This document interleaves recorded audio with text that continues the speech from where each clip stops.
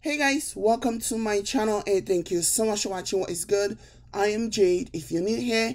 So I do have an update with regards to the Osinachi situation. Mr. Peter Nwachukwu, Osinachi's husband, has denied all allegations that he was ever physically, mentally, emotionally, psychologically, and financially abusive to his late wife. As you guys know, Mr. Peter Nwachukwu is currently in police custody, and so during police interrogation, Mr. Peter Nwachukwu denied all the allegations leveled against him by family members and close associates of the popular artist. Mr. Peter said that the truth was that his wife had been sick for some time now. He quoted since November last year, 2021. He said that he's been moving her from one hospital to another in bid to treat her, to get her treatment. He said that he first took her to the Federal Medical Center in Abuja. He then took her to I can't say that. He then took her to Gwagwalada General Hospital and later to the National Hospital, where she finally passed away.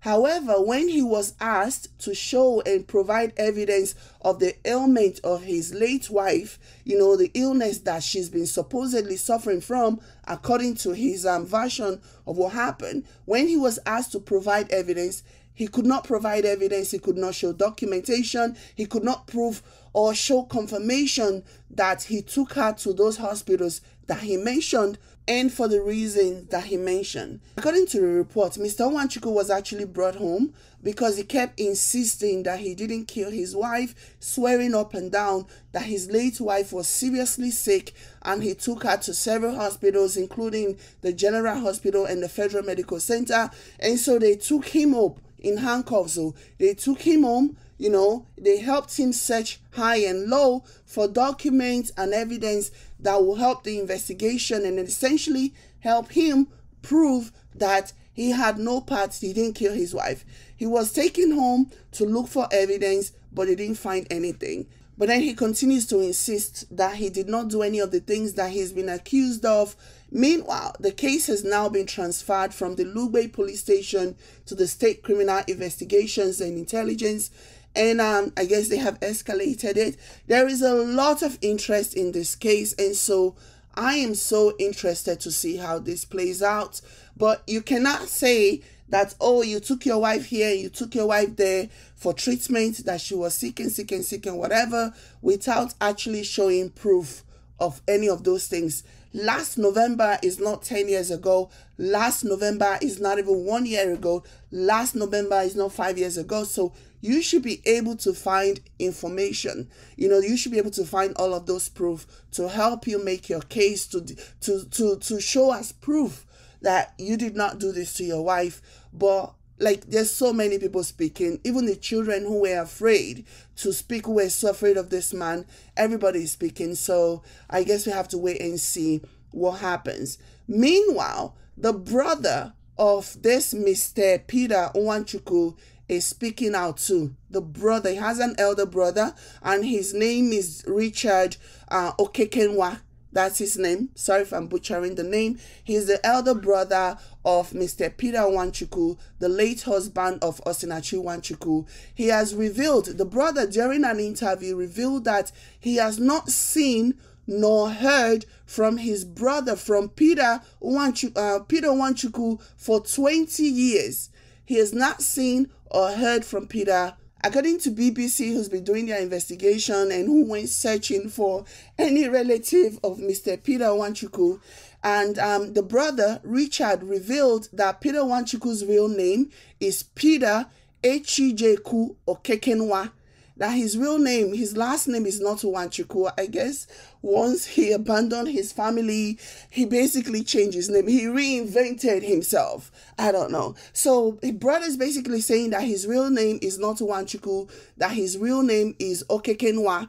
The elder brother of Peter Nwachukwu said he has not physically seen or heard from Peter for 20 years, that Peter did not even attend their father's burial when their father passed away. He also disclosed that Peter also shunned his wife's father's burial, which really at this point doesn't surprise me. If you look at it in this context, a person who did not even attend his own father's burial. You are expecting them to attend his wife's father's burial. Like, he has no respect for family. I think he's one of those people that once they get to a certain place, they forget everybody else.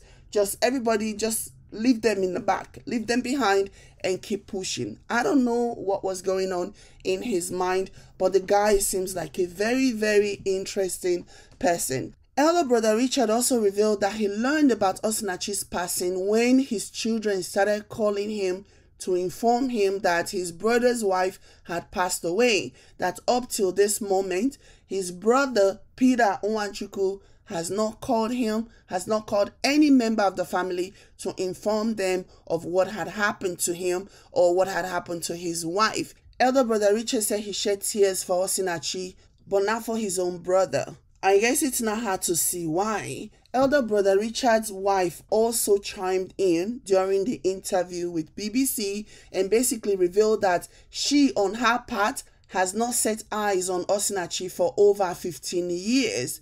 Elder Brother Richard's wife revealed that she was the one that registered Osinachi in the Co-Wives Forum when Osinachi first married Peter Nwachukwu, but she has been restricted ever since. She's not allowed to visit, she's not allowed to participate in any of the functions, and before you knew it, Osinachi just drifted away. That she knew, she understood that this was not Osinachi's fault, that she drifted away from them, that she blamed 100% on Peter, And I don't know these people, but I blame Peter too.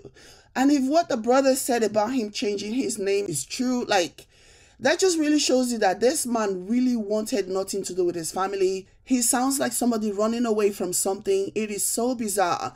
And if what the brother said about him changing his name is true, it makes it all the more plausible why he was able to get away with marrying the first wife and then swiftly moving on to the second wife. Because if there ever was a background check, they'll be checking for Peter Okekenwa and not Peter Nwachukwu. So it completely makes sense that they were not able to discover that he was once married before. I mean, this guy is just so, like, there's so much coming out about this guy that is just so thrilling in a bad way, not in a good way. And hopefully people can learn their lessons. And according to the twin sister, there was hardly any courtship. They jumped into marriage right away. This is why it is important. And I know, even when you know somebody for 20 years, they can still do something one day that will shock you. I get it. But you cannot lose sight of the fact that common basic investigation is important. And it is important to know somebody a little bit. Knowing somebody for a period of time does help.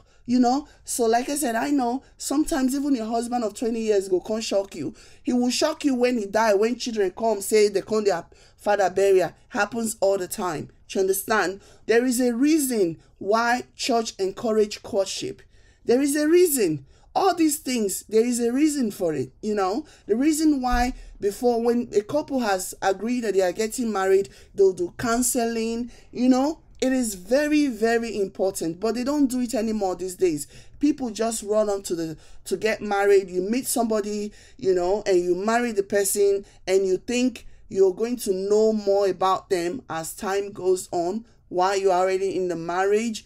When, if you're a member of Dunamis Church, you are not allowed, to get a divorce or be shocked at all that the man that you married after maybe 2 months of knowing him is a completely different person than you knew.